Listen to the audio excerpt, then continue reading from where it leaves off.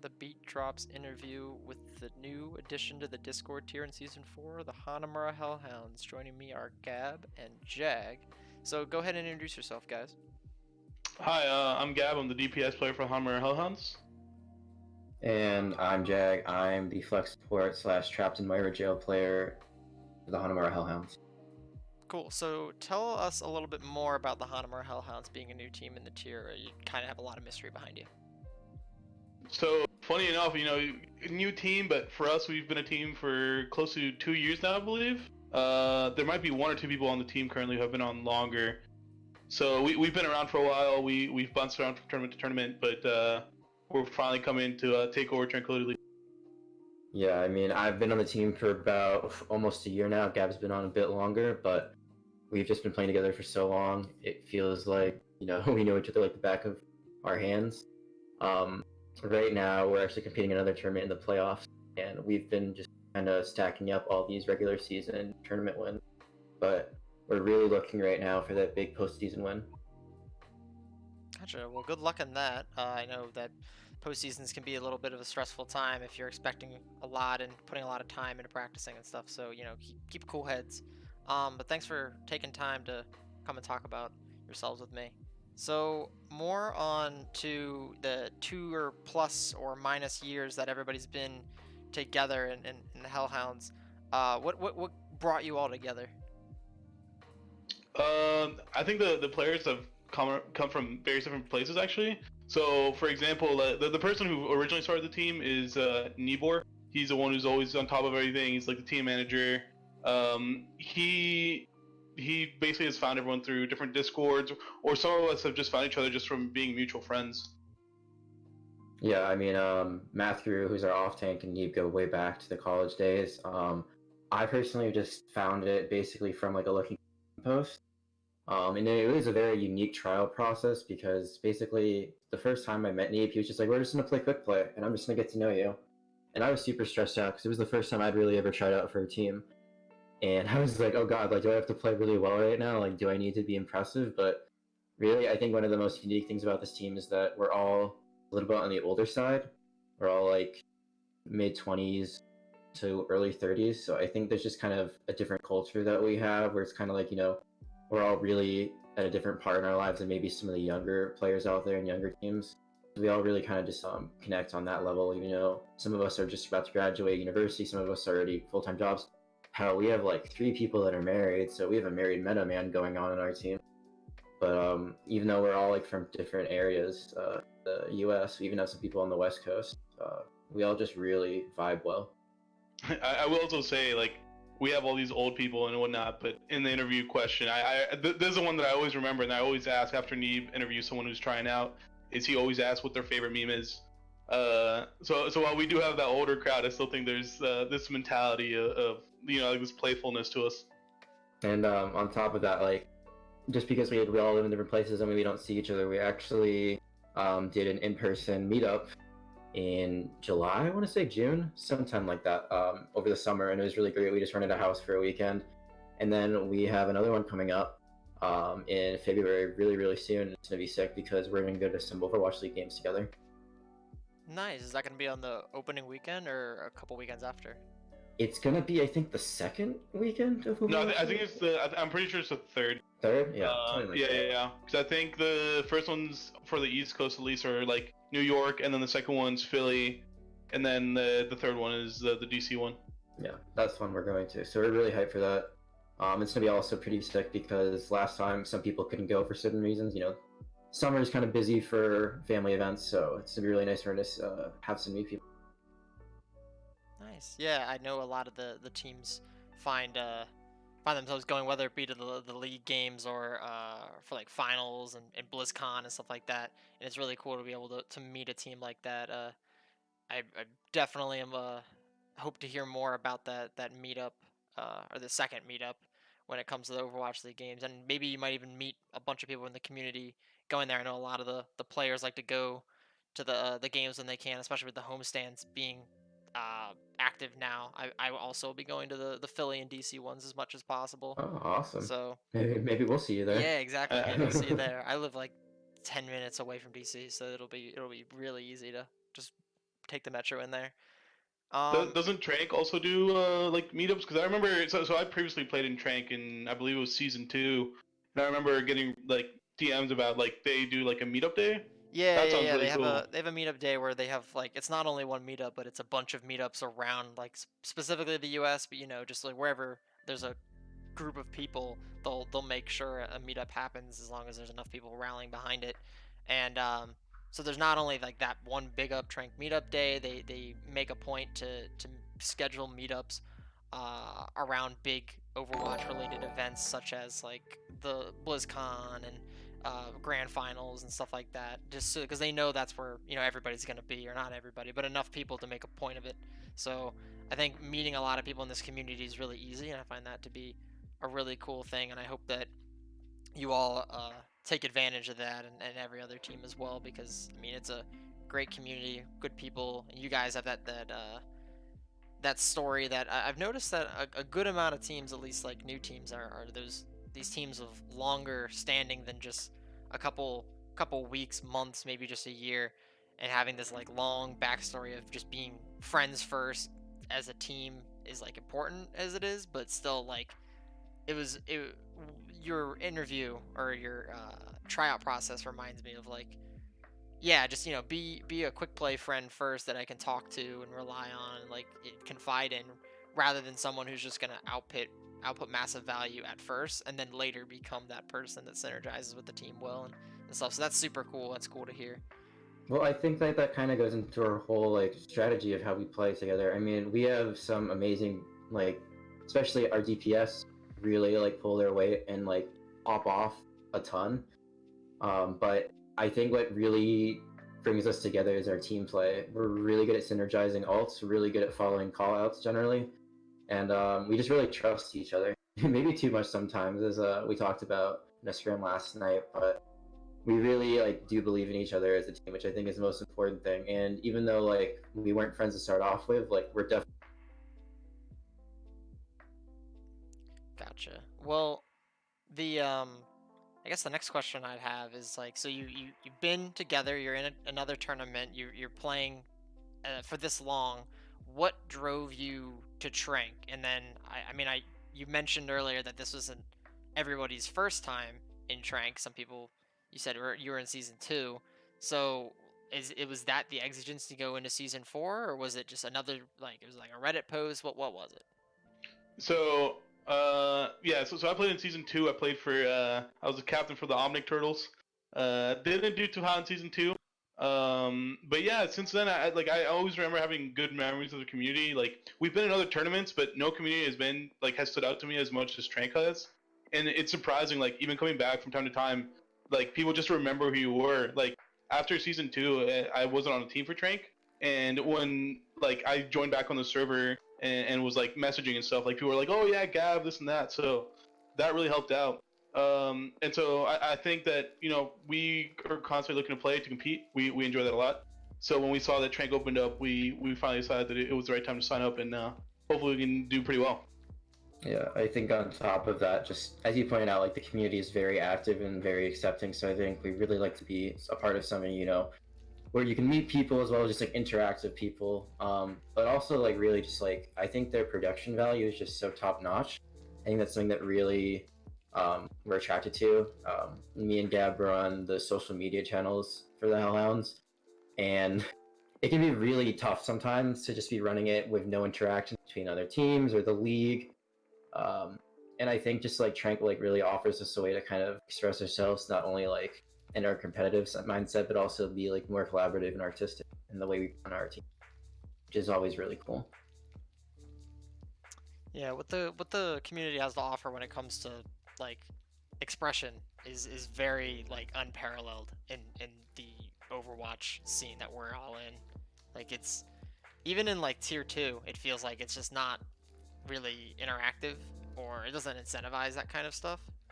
And I've definitely have taken advantage of it with this little beat drop project, being able to have a podcast, meet people, give people a platform. The people that are in the Twitch team, they do crazy stuff with the overlays and the videos that they make, the montages, the the comms videos that they put on podcasts and stuff, and then the main podcast itself are all super cool and like unprecedented. I think in a lot of other communities where it's just raw gameplay. It's just you know your times to play, you know who you're playing, you get it done, you get it over with. You barely know the other teams. It's just kind of like more of a job and more similar to like that ranked competitive ladder rather than like a genuine community. So I'm pretty thankful for that, and I think everybody else is too. And it's cool because coming into season 4, a lot of other teams and individuals are trying to come out of the woodwork and help out when it comes to content creation and growing the community on all ends rather than just simply keeping your head down and playing well for your team, which you need the players who do that too, obviously. But it's super cool how all in everybody seems to be about this thing, that nobody's getting paid, nobody's really taking anything home from this, like, except just the love for the game and their appreciation of the community. So it's super cool. But back to you guys. Other than Overwatch, like as a team or as individuals for you two specifically, or if you can answer for anyone else, what kind of game backgrounds do you have besides Overwatch? Or was literally Overwatch the first like game you got into competitively or casually or whatever? I can start. So personally, for my background, I really loved Call of Duty growing up, and I was a console player forever. Like I played Xbox and PlayStation for a while. I'm actually pretty new to PC gaming. I've only done it for about a year and a half now, I think. And besides Call of Duty, I really never played any other games like competitively or even for fun, like that were multiplayer. I really love single player story games. Bioshock, Mass Effect, Fallout. Those are some games off the top of my head that I really love. I just really love single player games because I just love stories. So I think like it's kind of like a movie. You just get to be the main character. So I think that's really fun. But Overwatch is on sale, I think, on Xbox at one point, and I was just like, I've heard it's fun, so why not? And I just started playing it, and I just fell in love with it. But I knew that really to get to the next level or to really be able to play like the game at its full potential, I had to move to PC where like all of my friends were. So that's my personal experience. For me, I mean, I feel like most people start out in console. I think like the first game that I'd like kind of like just always kept putting hours and hours into it was actually FIFA. So much so that like with my buddies in high school, like we'd all go over to one person's house and have like a giant tournament and stuff like that. But then I really started getting into computer gaming and I wasn't too much into one game until one of my friends really introduced me to Overwatch and Overwatch League. And luckily, like the thing that made me join competitively was I got the chance to attend the Overwatch League Grand Finals in New York the first year, and then after that, I was like, okay, this is like really dope in a like team environment because I'd played like comp or quick play before, and it's a completely different game, and seeing how it is more organized just kind of like sucked me in, and since then I was lucky enough that the first team I joined was actually the Hellhounds, and so since that's happened, I've just been on the team. Yeah. Apart from You've also been to the second finals too, though. Yeah. I've been obsessed to the point where like I've been to both finals, and I actually like flew out to Cali to catch a match at Blizzard Arena. But you also asked about games that we play like just with people on the team. A couple of us play Apex, although not too well. We just like goofing around on there. But it also goes back to console gaming. Like for example, like I'll play Smash with Fox, even though like Fox Robin Hood to play on our team, even though he just whoops me every time. So I think there is a lot of just like, yeah, we play Overwatch and we take it pretty seriously, but at the same time, like, we all like to also just like hang out and goof off. Another thing we like to do sometimes is just like play party games. Gab owns some, so he'll just like stream it and then like we'll play it together. What are the names of them? I can't remember them off the top of my head. Like Jackbox or I'm trying to think what other ones we've played. We've played a few. But like when we were at the meetup, we actually like didn't play Overwatch at all when we were hanging out. We just did a bunch of other stuff. We played a lot of board games. Mostly killing our main tank Booty in them somehow. He always died first, and I'm pretty sure he hates us, but he's still on the team, so at least he doesn't hate us too much. And then we just like hung out. So I mean, obviously IRL is different than like online, but a lot of the time we'll just like sit in Discord and just like hang out and talk with each other too about like life and stuff like that. trying to think of anything else. I know that like Biddy's also a huge fan of Red Dead, which I'm also trying to get into. So hopefully him and I can at some point play the online mode. I mean, if Um, we're gonna talk about other games, then we can't skip on Klaus playing RuneScape. yeah, Klaus. I feel like every other day Klaus I will get a love it too. message from him. Yeah, I feel like every other day I get a message from him saying, "Hey, you want to play RuneScape?" Yeah, just all the time. Fox Robin Hood loves to stream Dark Souls as well, though unfortunately I'm pretty sure he lost a save file, which was very upsetting to his streaming fans. He actually has a solid mini fan base who are watching him, so hopefully he can get back on that high horse and finish the game at some point. But I mean, there's just so many, honestly.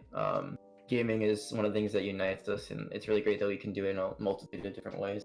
Also, when we were at the meetup, we had a Switch, so we just played like Mario Party and stuff like that, which was really fun. And I suck at it, unfortunately, but just fun to be with the guys. Yeah, no, I think party game environments like I think that's the type of gaming that everybody's okay with kind of sucking at. Like I will never get my feelings hurt when someone comes out with the Mario Party knowledge and gets the mini games all good. I'm like, you know what? If you want to grind that out, very cool, very good on you. I'll stick Hey, here with. don't shame me like that. No, exactly. It's not. I have my own versions. I think everyone does, where it's like that one game that's not as popular, or maybe is popular, but you for some reason are just like talented at it. For like our team has it too, but like I think like I was the only one who was like labbing out like Pokemon Mystery Dungeon just like aggressively as a kid. So like when the new one was coming out, everybody was popping off because we watched like the directs together for Nintendo, and I'm just like, oh yep, all right, cool. I'm gonna try to speed run this game again, and you know, and then other people like you said are just like really into RuneScape, and they have like getting perfect on everything, and how long that takes to get that last level. It's just like it's super interesting to meet gamers because I mean you're all pulled together by Overwatch, but for some people it's like Overwatch isn't even like the first in their mind or maybe enough to like pull all attention away. I'm sure some people are just like, yeah, you know, it's just Overwatch for me, but I think we're all as established gamers at this point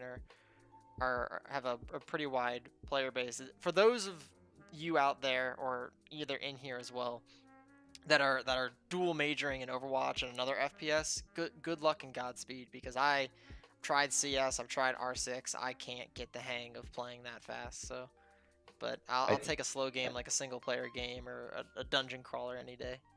if I could play any other game competitively right now, it'd probably be Apex, just because I love the world they've built for it. I also like the character design a lot.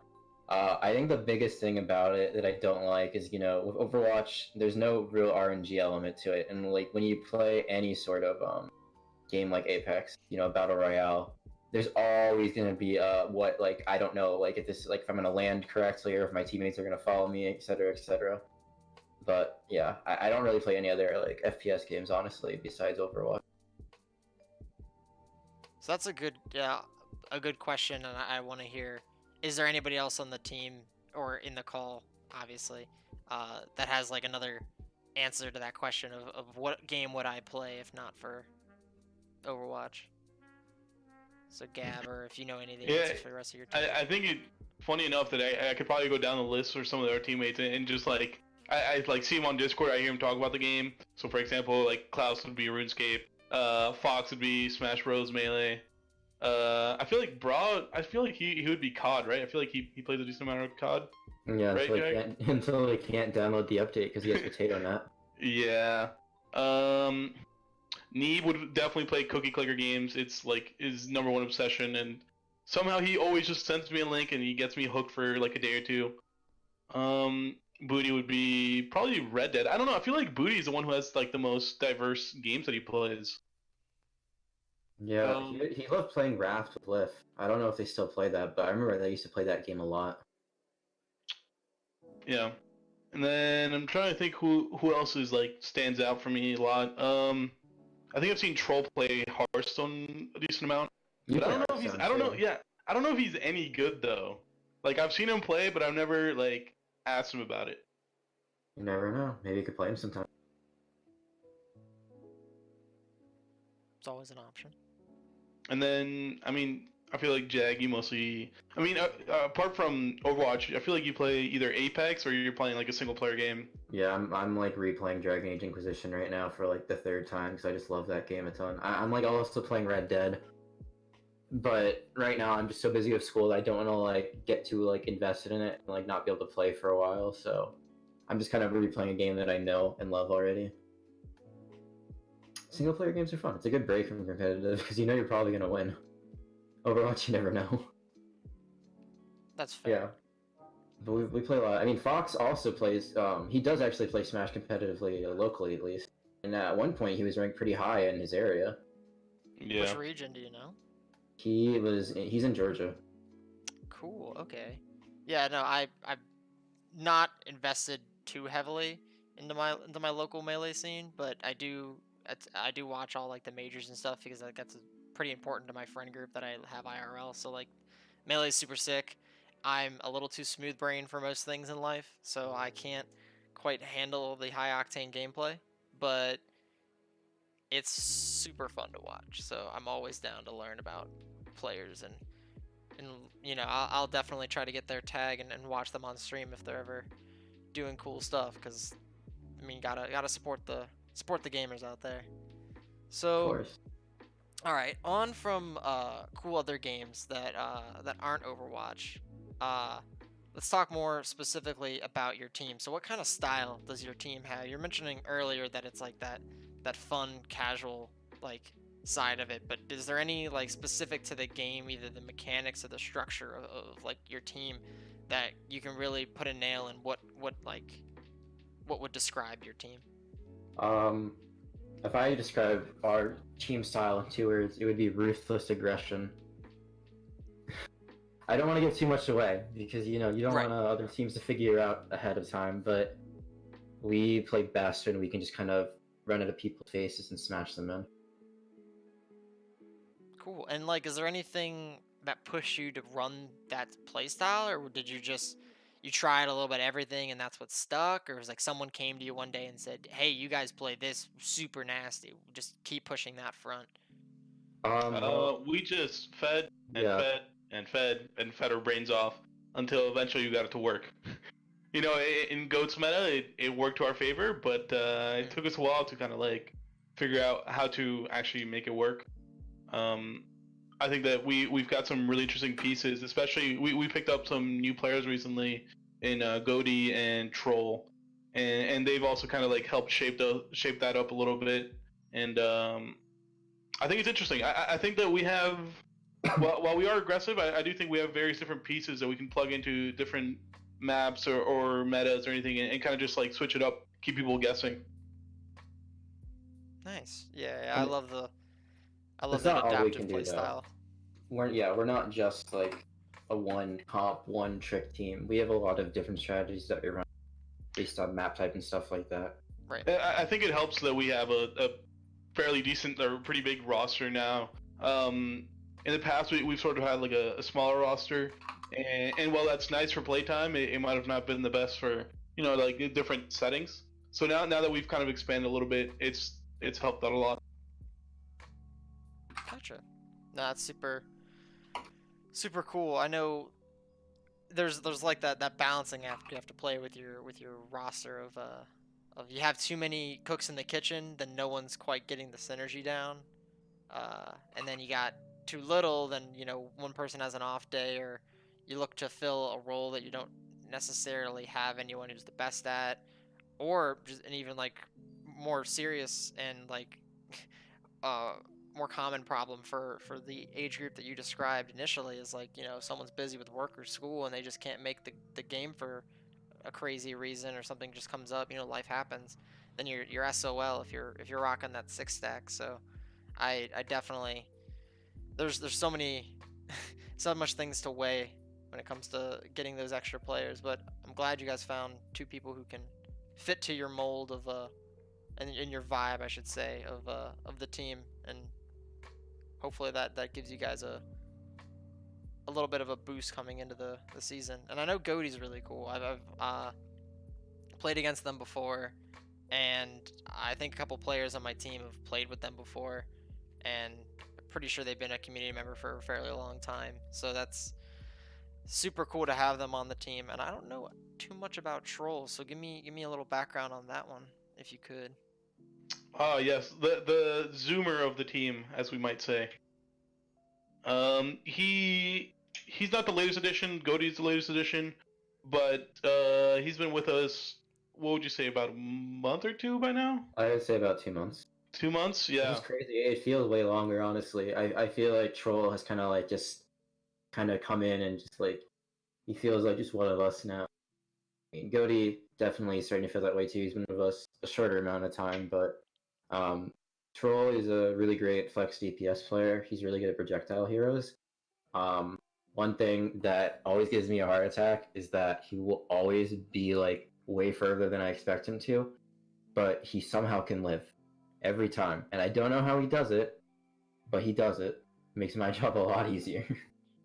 I'm also gonna put this out there. I don't think anyone in Trank could beat that guy in Doom Sumo.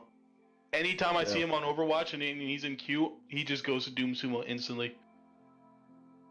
He really loves playing Doom. He always is like it's overpowered, but I'm also great at it. So yeah, and Goaty is our newest member. He joined about a month ago, I want to say. I feel like yeah, either that or maybe a little less. Yeah, but he's already like really come across as a really strong local leader, which is really great. He helps bring order when there's chaos and some like fights that kind of are all over the place, and he just has a really great strategic mind when it comes to things. So I think as well, he's also very, very much dedicated. He's like already reached out to our coaches and has had a couple of VOD reviews, which is like for a new player to join a team, sometimes they're a bit shy or it takes them a little to like settle in and to like really start reaching out to people and making those connections. But he kind of just like hit the ground running and he's like integrated pretty well. Yeah, That's awesome to hear. I think one of the biggest things is like we always are like if you've got something to say, like say it. Like we all want to like get better. And we all want to work together. So it's always good to kind of help like learn like what you did bad. And he's definitely not afraid to say like what he thinks that we should work on. One of the cool things that he actually recently implemented now that we're doing is basically like a good thing and a bad thing at the end of a scrim. Like we all just kind of discuss it. And we should like have our like own little thing. And it's like it's something I probably did at like sleepaway camp when I was like 13. Talking about the end of my day. But honestly, it really helps because it kind of lets you see a perspective of what everyone else on the team is thinking of. Sometimes it's like, oh, like we're thinking of the same issue, so maybe this is something we can all work on. Or it's like, oh, I didn't see that before. Now I've got my eyes open to it. So whatever way you like see it, it's a good thing to kind of just like be able to come together as a team at the end and really discuss what we did well and bad. Or you can be Klaus and just say, clicked more heads and died less. That's the true way to get higher rank, isn't it? Just die less, kill more. Yeah. In fairness, that is more than he says basically through an entire map. So hearing him talk at all is pretty shocking. He speaks with his actions. He does, and his actions are very loud. And Tranquility should be afraid of this guy because he's gonna pop the heck off. That's pretty cool. I can't wait to see. I think this is gonna be a very transformative season for Tranquility because I mean last season was cool and everything, but there was like the issue of like there's like nowhere to go but up for the Harmony tier, and then there's nowhere to go for the Discord tier because there's just people keep getting better, but it still had the restrictions of your SR. So like obviously like some players were still around that like SR tier, and then the Tranquility tier being added is like where the other half of the Discord players should have been, but it didn't exist yet. So now we're gonna see what like a more competitive tier looks like, which might be like a better breeding ground for growth, and give Discord tier finally what Harmony tier had last season, which is like nowhere to go but up. And I can't wait to see all the new players that just like weren't even here for these past couple seasons, or maybe just even this last season, and be able to prove their worth and potentially move up to this like the Transcendence tier, maybe midway through the season, like a couple like players are capable of doing. You're not restricted to your tier for the entirety of the season, which is like I think is a very cool like part of the community that you can forsake your synergy with your team if you believe that you genuinely belong in the higher tiers. So that's interesting. It definitely is like a balancing act. You can't just jump the gun too early just because you hit like one SR over or something. You gotta really weigh your options if it's worth, or it could be detrimental to your growth as a player and stuff. So can't wait to meet all these new players that are, I'm sure plenty of them are going to be moving up either halfway through the season or at the end of it, and kind of bulk up that Transcendence tier even more than it already is, and further develop the Discord tier.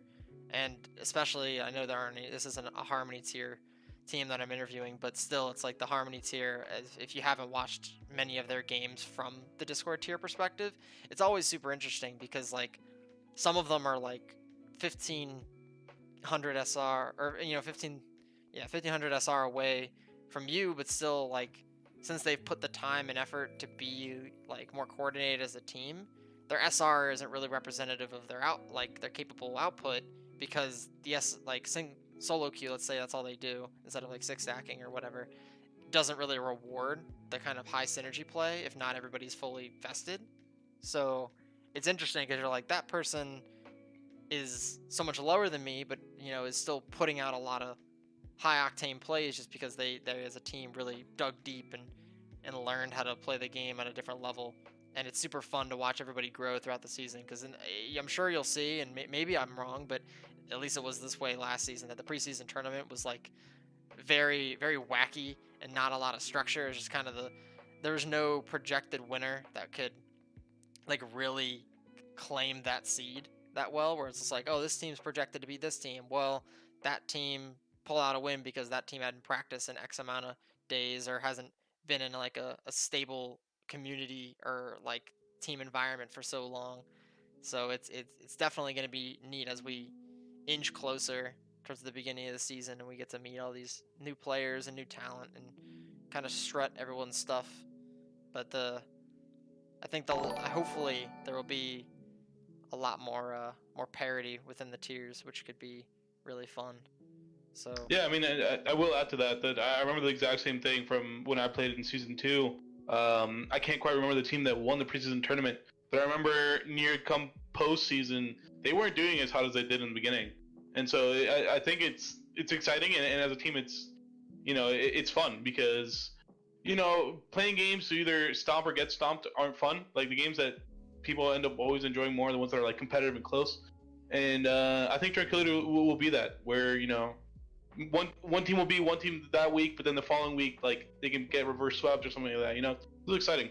We're really looking forward to starting up. it's awesome. Yeah, I mean, you can only learn from the games that are tough, right?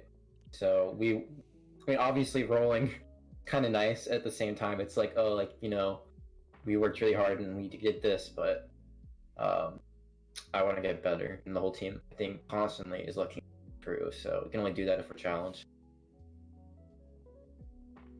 Nice. Let's talk more logistics about this patch and any upcoming patches. These big meta-defining, or maybe not defining, but impactful patches that Blizzard's been pushing out. How has your team been adapting to those? Has it been really regressive? You're like, oh, we made this new strategy to fit this new double shield meta, and now we're going back to what we were doing before it became dominant? Or are you kind of building on the idea of double shield and maybe switching around new parts to kind of fill the areas where they lack now? Or is it just starting from scratch? Like, is there anything, obviously you don't have to disclose anything crazy, but more of overarching principles of what your philosophy is behind these new patches and how you're adjusting as a team? Yeah, I mean, without giving anything away, I think that kind of like what I mentioned earlier is that we have a lot of players who can play a lot of different things and a pretty good level at it. So I don't think we're throwing any strat out of the window. I think that we try to be well-rounded just so that no matter what patch comes next, we can sort of slot people in and out and just like have people prepare, and then the other people are like practicing things behind the scenes so that they can be up to par for if there is a constant meta switch. I mean, we're seeing the new faster patches. I think they're coming out like they'll go PTR Thursday, and then like the next Tuesday is just like it's live, which I personally prefer. It makes it a lot more fun. But yeah, it does really impact the meta. So I think that because we have this big roster, we can move people in and out. It'll help us a lot. It'll help us adapt and kind of just learn quicker. Yeah, I'd say the other thing is like we're always like kind of on top of what's going on. Like we're always paying attention to like what's coming. So even if we're not maybe practicing necessarily on the PTR, we're kind of like testing new things out in advance just to kind of have an idea of what like we might want to run going forward. And I think that gives us an advantage because we're willing to be flexible. And like Gab said, having a big roster allows us to do that. But we're not going to just stick to one thing because it's worked in the past. But we're also not going to necessarily just get rid of that because it's not meta, quote unquote. We're going to run what's best for us and what we do well. We're going to do it better than anyone else. I'll also say that we have some pretty five-head coaches in Jer and Mevin. They've been with us for quite some time, and they always come up with some new way or new meta or just, well, not new meta, but like new strategies or different ways to look at things, and I think that they've really helped us grow. Yeah. I mean, I think about like proper coaching, you can only go so far. So the fact that we're really gifted to have coaches that not only are active, but really involved in like making sure that like, we do well. Like they're not afraid to tell us when we mess up, which I think is really important. But they're there most of the time, and they really make sure that like we're like giving in like sending personal VODs, or if they're like expecting us to scrim, like they'll like be like DMing us, telling us like doing between maps like what we could do better, what we're doing well. So all that really adds up. Nice. Was there ever a period where you were on the team and the coaches weren't there that you could like kind of eh, convey to the audience and myself the before and after of like I was doing this before and I was stuck in this, and then with a coach I was able to push myself out of that, or and you can make that broader and put the whole team in the example rather than just a personal thing? Yeah, I'd say a couple months back we wanted to kind of just take some responsibilities away from Nibor because he was a bit overwhelmed at the time, and we had joined an org, and let's just say that it wasn't the best of phases for the team. They tried to put a lot of limitations and things in the way, and while they had maybe one or two good coaching sessions, it seemed like for the most part like they weren't there, and I think it was also at a time where the team wasn't doing too hot, and I don't know if it was because it was of like joining the org or because there were other things going on behind the scenes. But I remember that it was a time where some of the players on the team weren't very happy. There was always constant discussion of whether it was worth it or not to be in it. But luckily, after a couple months or I think it was a month or two, we were able to just kind of like realize like, okay, this really was a bad step that we took. Like they're not really helping as much as we wanted to. And so once we left, we kind of like brought people in that like would bring back the culture that we used to have.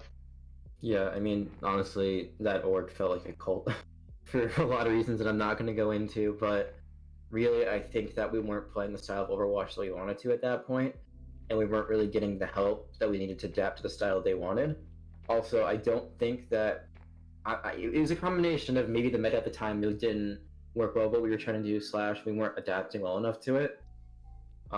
We also kind of just threw ourselves into a tournament with not a ton of preparation going into it, kind of expecting just like, oh, like, and we did all right. Like, we didn't do bad. Like, we made semifinal playoffs, but it was kind of this thing where like we were so close sometimes, but it was just like the little things that would like make us lose. And I think that that's something really been like working on going forward. Nice. Yeah, I'd and you understand that like when you put the restrictions on yourself, I mean some teams thrive in that where they don't have to think too hard about what they're picking. They can just like run the same 6 to like 10 heroes if it's just like a swap of a DPS pick or support pick, and they can thrive in that environment of just knowing what like they've been told to know, just like an Orisa jail or Nail jail, or the jails that have been around lately. So I understand that point of view, but I think for a team that you're describing and yourselves, and then a lot of the teams in this community, I don't think too many are too meta adherent. Everybody's looking to try new strats because I mean that's just what makes the game fun. There's so many heroes. Why not just play as many as we can? And so I appreciate when teams are able to fully flex their muscles and show that their adaptability and willingness to play other metas and in orgs. I mean, everyone has, I feel like, really mixed feelings about orgs, especially like at our like tier of play where you're not going to get the Cloud9 guys coming out and saying, "Hey man, we saw your scrim. Let's get you signed." It's more of these startup orgs or something local or anything. And maybe I shouldn't just like assume for everybody, but it isn't always the right move, especially during some of these like transformative periods for teams where it's like we're just now getting into like the more competitive side with tournaments, or we're finally looking into like getting deep into OD and try to go into transcendent or try to go into to contenders trials and stuff like that, and or sound great on paper where it's like you have more resources and like a staff to back you and like a better platform for your like your social media and stuff like that. But sometimes it can be a disabler rather than an enabler. So I definitely caution everybody to make sure whatever is right for your team is what you put first instead of just what maybe looks or sounds good on paper. So Yeah. that's cool that you guys got through it and everybody's firing on all cylinders now, and you guys are looking good coming into the season. So that's cool. And then Yeah. on a We went undefeated in the regular season for the tournament we were in. Like some of them were rolls, some of them were a lot closer than others, but compared to like where we were, I don't know, like 2 months ago, like I feel like we're kind of like rejuvenized. I'd say so. If undefeated, it doesn't sound too bad myself. So nice. Well, maybe you guys will be able to replicate that in the Discord tier. I know that last season with Commit was the team that went on undefeated and kind of set the bar that everyone's saying won't be replicated. That was a one and done. Commit's the only team to be able to really go that far for that long and just not drop maps or anything crazy. Just nonstop dominance. But I mean, no one knows. So you guys could come in and do that. Caliber could do it. I know a lot of people have been talking them up, or maybe some of the big hitters from last season, like Tough Luck, could pull one out and do the golden season. Especially with only 8 weeks, it's not like last season with 15. Like I think it's doable. So I mean, good luck to everybody trying. The only issue I have with this new season 4 is that we don't get to play every team, which is a bummer. But Yeah. I mean, what they did last season was insane. oh We're yeah, no, definitely it was way yeah, crazy. we're definitely gonna try our hardest, but we we want to be reasonable. Like we're going out there to win, all the games we can, but throughout the season, there's a lot of different variables that come in and out. So we're definitely gonna give it our best shot every time. And I mean, we know that if we can make it into playoffs, we can probably make a good run. Nice. That's all. That's making it to playoffs and giving it your best shot is, I feel like, what a lot of teams out here are striving for. Because the playoffs time is crunch time. That's when maybe a team that's been giving you trouble all season in scrims, or if you play them multiple times, because it's like something that can happen right now.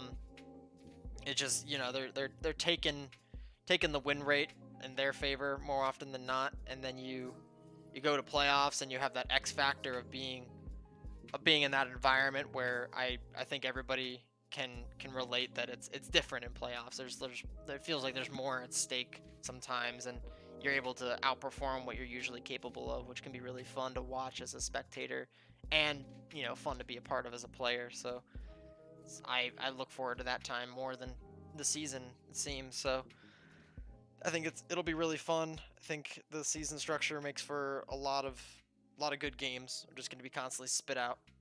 But on a lighter note, before we start to wrap things up, and we're running to the end of the footage that we're showing. So for the podcast viewers, you won't be able to see it, but for anyone who's here live or watching on YouTube or Twitch, we're going to be playing the roster reveal after this footage, which we'll keep it muted, but we'll talk through and we can talk a little bit more about your signings as well. But let's talk again, like I said, lighter. You could answer this your personal opinion, or if you know some of your teammates' opinions, you can convey that, or if a team has a consensus on it of who is the most overrated or overpowered, maybe is probably a better question, and underpowered heroes in the game. You can answer just one if you want, if you haven't thought about the other, but I'd prefer if you give it a shot. But I can think of two answers off the top of my head. Klaus definitely think like wishes Genji would be meta.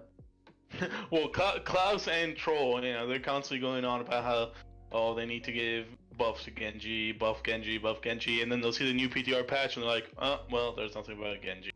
But I would say that Troll really wants like Torb to be meta, if anything.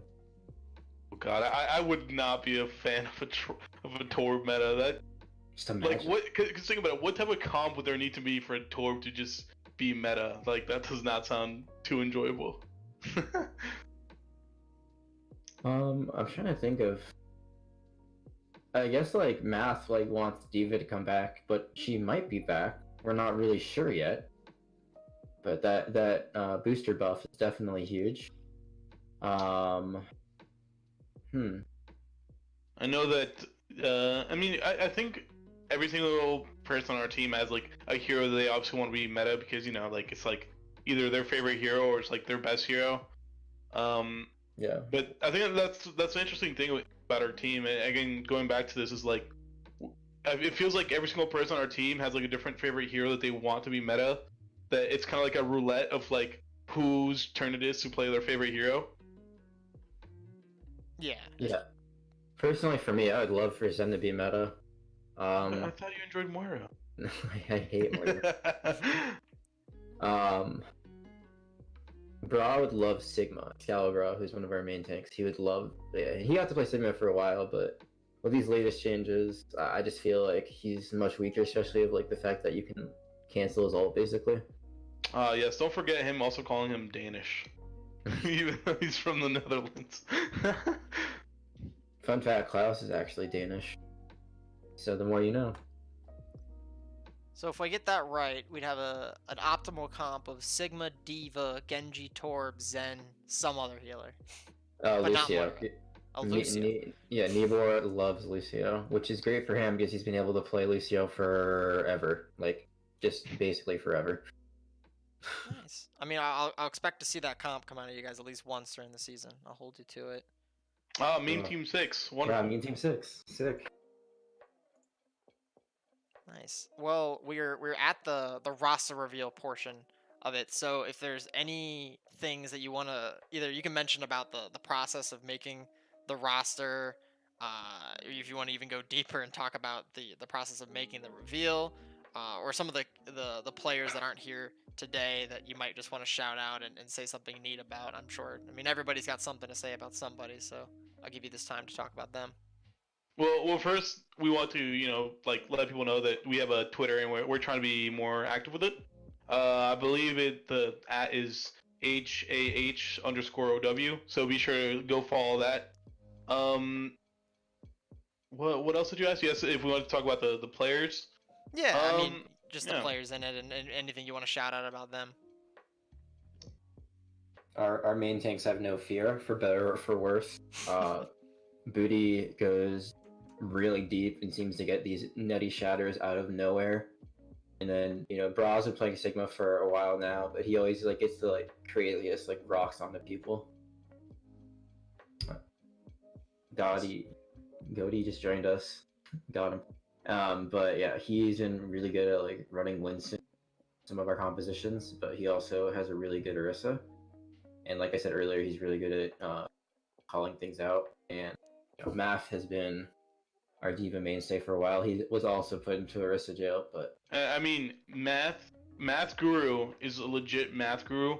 There was a clip from one of our matches earlier on where from spawn on Dorado, he just threw like the perfect shield, and so the joke is that he made the perfect calculations like in his head, like like the meme where you see the guy with the numbers and he just like logs in and it goes in. It's really great. His bomb placement is the same.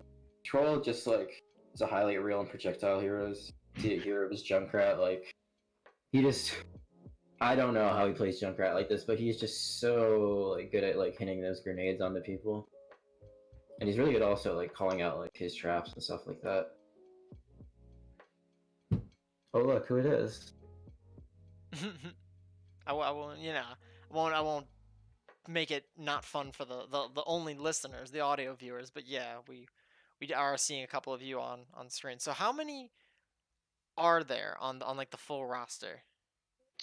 I believe we're at 10? 10. Yeah, I Yeah. think it is 10. So we have 4 tanks, 3 DPS, 3 supports. Nice. Yeah, I think Um, that's the max for the community. I was just making sure. I was like, oh, there's a lot of players on this team. So Klaus is just nutty. I mean, just from that shot alone, you can see like how insane his mechanical skill is.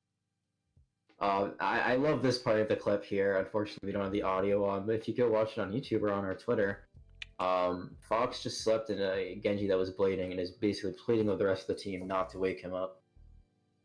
that's the meta. We sleep to Genji. Please don't touch him. That's Basically, I'm pretty sure at this point we've all been on the bad end or on the good end of that. I know when I first started playing, I was a DPS player, and I pretty much one-trick Genji. And there were so many times I'm like, I'm just gonna get woke up. I don't really need to care about sleep. And I'd go in, and that's exactly what happened. And so I just dive into everybody. One of those tanks is bound to hit me in the middle of doing their job. So Nibor is an insane Reddit Lucio, and he's also an incredible in-game leader. I yeah, I think that without Nibor being part of the team, I think the team would fall apart. And more importantly, I don't even think that there would be a team to begin with. Like more so that he just created a team, but like he's the one. He's kind of like the glue guy. He's like keeping track of everybody. He like makes sure everyone's there. Like he's always on top of things. Uh, I mean, he's the one who sets up all the scrims, and it's just he's also like the best friend. Like everyone always has some inside joke with him. nice. Yeah, That I mean, sounds like the makings for a good captain. yeah, he is the only captain I'd ever want. Honestly, he's got all the makings of it.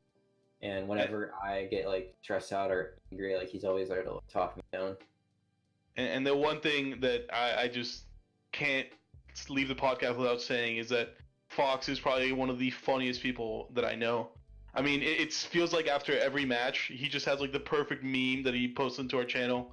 Like he's super funny person, and he's like very likable. You could easily get that from his streams. I mean, also a fun fact is that Excalibur and Fox are actually brothers. So I think that's like just such a cool dynamic that they get to play together on the same team, and also we just get to like learn more about them every time. I'm really excited to meet them at the meetup because they weren't the last time. Should be a lot of fun. Also, fun fact: Bra used to play football for UGA, so don't mess with him because he will shoulder tackle you into oblivion. He already told me he was gonna beat me up at the meetup. I'm kind of scared. He's gonna linguini you, I think, were his exact words. That's pretty funny.